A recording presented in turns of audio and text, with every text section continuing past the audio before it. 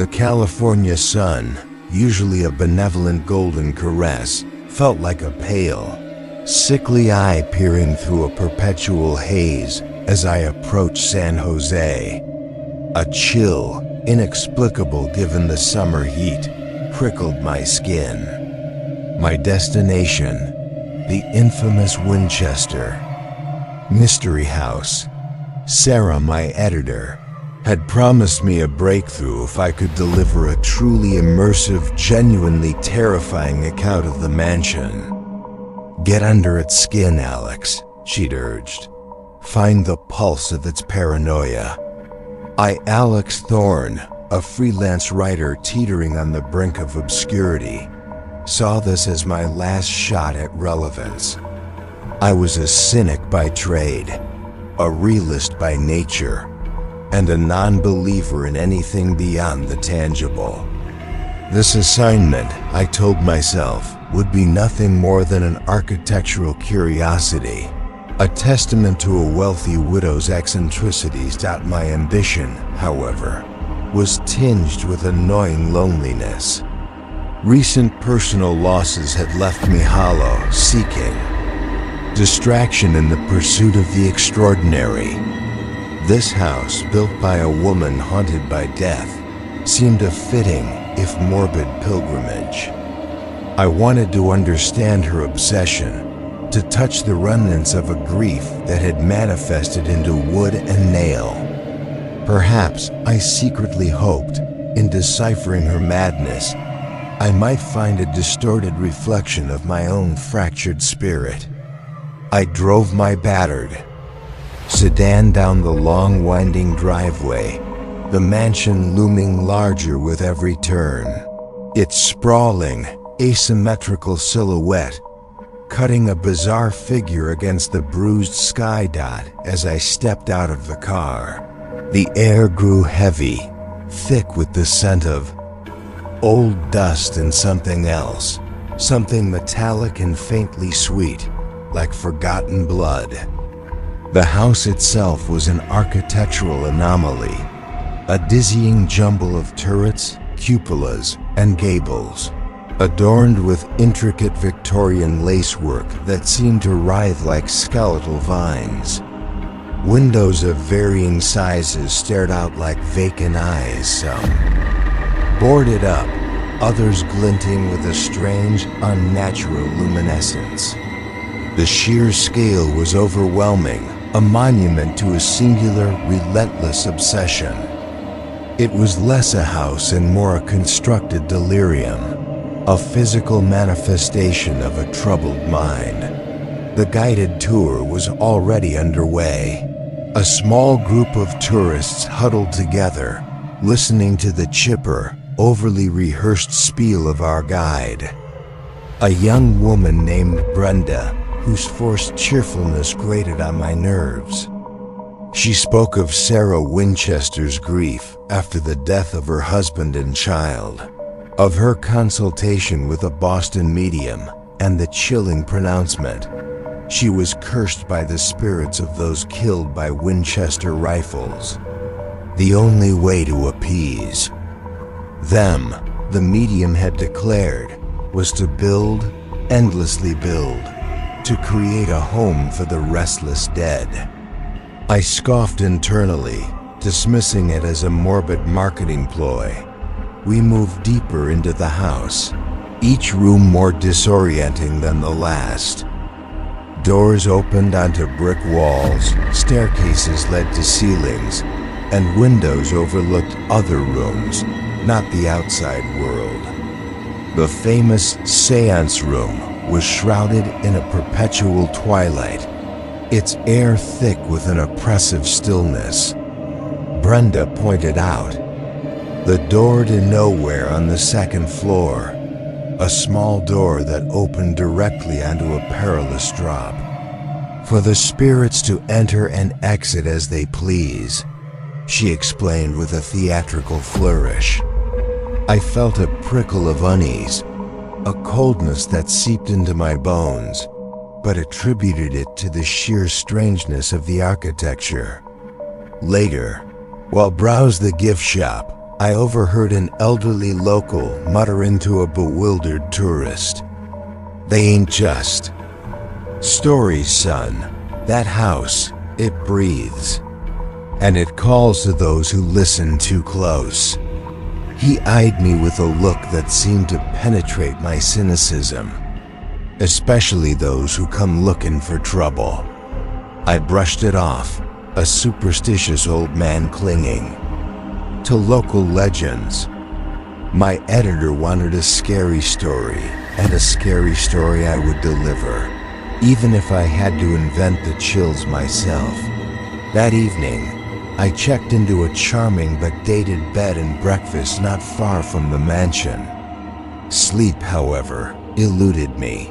Every creak of the old house, every rustle of the wind outside, sounded amplified, distorted.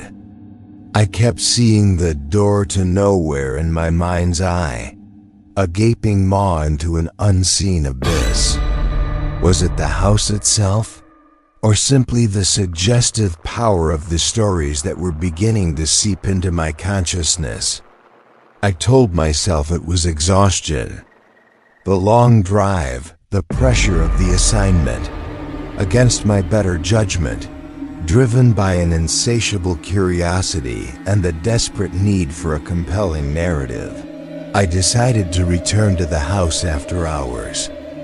I'd bribed a security guard, a burly man named Frank who seemed more interested in the $100 bill than the sanctity of the property. "Just don't touch anything, mate," he'd grumbled, pocketing the cash. "And don't say I didn't warn you if you hear something unpleasant." I dismissed his words as a playful attempt at spooking me. Armed with a powerful flashlight and a digital recorder, I slipped through a side gate Frank had conveniently left ajar. The moon, partially obscured by a thin veil of clouds, cast long, distorted shadows across the overgrown gardens.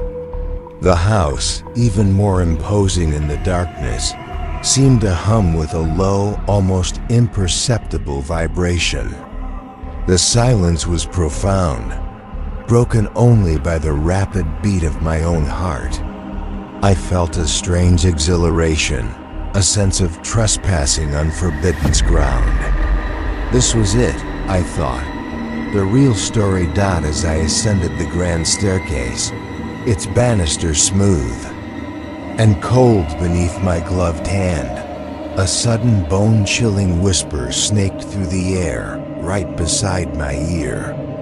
It was indistinct, a garbled murmur of sounds that seemed to coalesce into a single agonizing sigh. The air around me dropped several degrees, and the beam of my flashlight flickered erratically before dying completely. Panic, cold and sharp, pierced through my manufactured bravado. I stood in utter darkness, surrounded by the unknown, the whispers multiplying, swirling around me like unseen malevolent insects. The sudden absolute darkness was a physical blow. I stumbled backward, my heart hammering against my ribs, the sound echoing in the suffocating silence. The whispers intensified, no longer indistinct, but forming a cacophony of overlapping voices. Some pleading, some wailing, some muttering in an archaic tongue I couldn't comprehend. My rational mind screamed for an explanation. Faulty wiring, a trick of the old house, but the primal terror clawed at me, refusing to be reasoned with. I fumbled for my phone, its flashlight a weak substitute, but it too refused to cooperate, its screen stubbornly black. The air grew heavy, oppressive, laden with the scent of decay and something else, something metallic and acrid, like fear itself. Shadows writhed in the periphery of my vision, not just the play of moonlight through distant windows, but distinct, fleeting shapes that seemed to coalesce and dissipate just beyond my focus.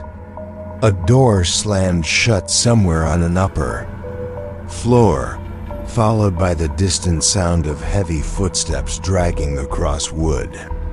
I stood frozen, paralyzed by a terror so profound it felt like an internal bleeding. Every instinct screamed at me to run, but my limbs felt like lead. I somehow found my way back to the main entrance, my hands scrabbling at the heavy oak doors, but they were unyielding, locked tight from the outside. Frank, the security guard, had vanished, or perhaps had never truly been there at all. My car, glinting faintly in the moonlight, seemed miles away, an unreachable beacon of sanity. A storm, sudden and violent, erupted outside, wind howling like a banshee, rain lashing against the windows, confirming my isolation. The house, I realized with a sickening lurch, had become my cage. Nightfall descended fully, transforming the already eerie interior into a realm of absolute shadow. Each turn I made down a winding corridor seemed to lead me deeper into the labyrinth, past identical doors and windows that offered no escape, only distorted reflections of my own growing panic. The silence between the cacophony of whispers was almost worse, a pregnant hush that seemed to hold its breath, waiting for my next move, my next terrified breath. My flashlight, miraculously, flickered back to life, offering only a feeble dancing pool of light that amplified the oppressive darkness rather than dispelling it. Hours bled into an eternity. Sleep was an impossible luxury, every shadow a lurking menace, every creak of the house a phantom footstep. I began to question my own sanity. Had I imagined the whispers? Was the oppressive atmosphere a product of my own heightened anxiety? My journalistic detachment had completely eroded, replaced by a raw, guttural fear.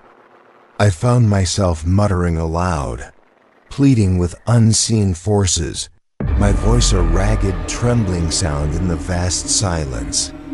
My mind, once sharp and analytical, felt frayed on the verge of splintering dot in a desperate attempt to find a way out. I stumbled upon a small hidden door behind a sliding panel in a disused pantry. It led to a narrow, dusty staircase spiraling downwards, reeking of damp earth and decay. Against every fiber of my being, a morbid curiosity, or perhaps the house's insidious influence, compelled me to descend. At the bottom, I found a small, earthen chamber, illuminated by a single flickering gas lamp. The air was thick, cloying, like breathing in handfuls of grave dirt. On a rickety table, amidst cobwebs and ancient dust, lay a leather-bound diary, its pages brittle with age. It was Sarah Winchester's, her elegant script filling the pages with increasingly frantic entries. She wrote of the spirits, not as benevolent entities, but as demanding, cruel masters. She wrote of their insatiable hunger, their ceaseless murmurs, and the door to nowhere, not for them to enter, but for her to escape their relentless presence. The spirits, she believed, were not appeased by the building, but rather fed by it, trapped within its ever-growing confines, their suffering magnified with each nail hammered, each room added. A sudden sharp cry echoed from somewhere above, a sound that was undeniably human, filled with raw agony. It was Brenda's voice. My blood ran cold. The guide.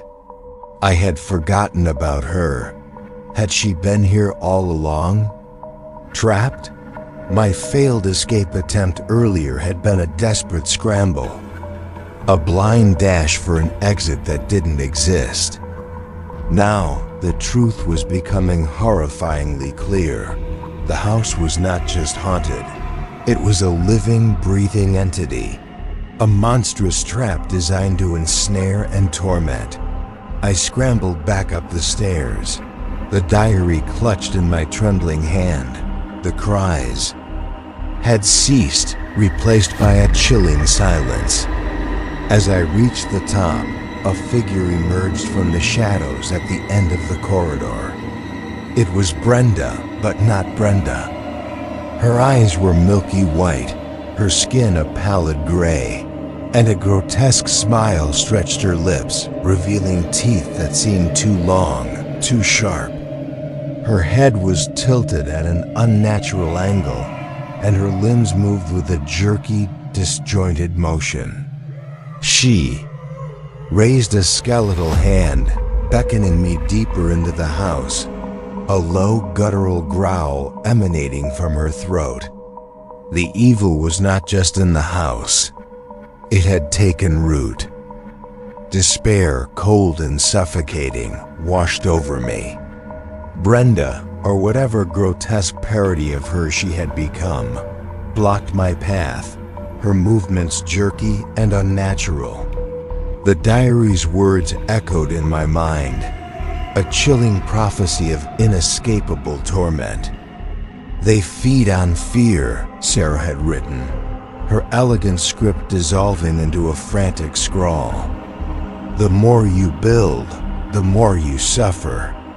They want to be heard, to be seen, to be acknowledged." I was alone, utterly isolated. A lamb led to slaughter in a house built by a madwoman for the vengeful dead. Hope, a fleeting illusion, had abandoned. And me. Yet, a flicker of something defiant ignited within me. Not courage, but a desperate, primal urge to fight, to understand, to reclaim some shred of my own reality before it was utterly consumed. Sarah's madness, her endless building, was a futile appeasement, a self-inflicted torture. I would not succumb to the same fate. If the spirits wanted to be heard, I would listen. If they wanted to be seen, I would look. And then I would find a way to sever their hold, or perish trying. The house, as if sensing my renewed resolve, seemed to surge with malevolent energy. The whispers became a roaring chorus. The shadows coalesced into menacing forms that swirled around me. The air grew thick with a metallic tang, like 1,000 rusty nails scraping against a blackboard. Brenda, her eyes now pools of inky blackness, lunged, her movements unnaturally swift. I dodged, scrambling backward, my mind racing, desperately. Searching for a weakness, a way to fight back against a terror that defied physical form. A fragmented memory surfaced. Sarah's entry about the seance room. The only place she claimed to have any control, however brief, over the restless dead. It was a place of convergence, a nexus. Perhaps, if I could reach it, I could understand the true nature of their imprisonment, or at least find a moment of clarity. As I fled, I caught a glimpse of myself in a dust-covered mirror, my face gaunt, eyes wide with terror, a stark reflection of Sarah's own tormented visage.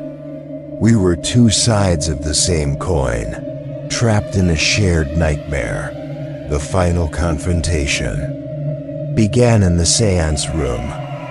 Brenda, or the entity possessing her, moved with a horrifying grace, her limbs contorting in impossible ways. The room itself seemed to pulse with a dark energy, the air crackling with unseen forces. I knew then that this wasn't just about escape. It was about ending the cycle of torment. Clutching the diary, I shouted, my voice raw and hoarse. "What do you want? What do you seek?" The answer came not in words, but in a horrific cascade of images flooding my mind. Countless faces, contorted in agony, victims of the rifle that bore Sarah's name, their last moments replayed with agonizing clarity. The truth struck me with the force of a physical blow. The spirits weren't here to be appeased. They were here to be acknowledged, to make Sarah, and now me, experience their final terror. It was a twisted form of retribution. With a desperate surge of adrenaline, I threw the diary into the flickering gas lamp, the ancient paper igniting in a flash of brilliant orange. "You want to be free?" I screamed. "Then burn, be free." The flames leaped, consuming the diary, and with it, the tormenting images in my mind. Brenda shrieked, a sound not of human agony, but of an ancient, suffocated rage. The grotesque smile on her face twisted into a mask of pure horror as the flames consumed her. The inferno spread with astonishing speed, engulfing the aunt's room, then the entire wing of the house. The roar of the flames drowned out the whispers, the wails, the cacophony of suffering. I stumbled out into the night, coughing, my lungs burning from the smoke, the heat of the fire a cleansing inferno. The Winchester Mystery House for generations, a monument to a wealthy widow's paranoia and the relentless torment of the dead, was finally consumed by fire. I stood there, watching it burn, the twisted turrets collapsing, the windows shattering, the structure finally succumbing to the inferno.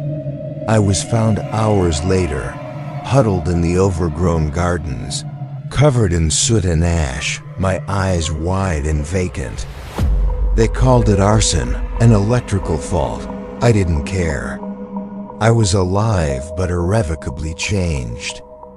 The sounds of the house, the whispers, the wails were seared into my memory, a constant hum beneath the surface of my consciousness.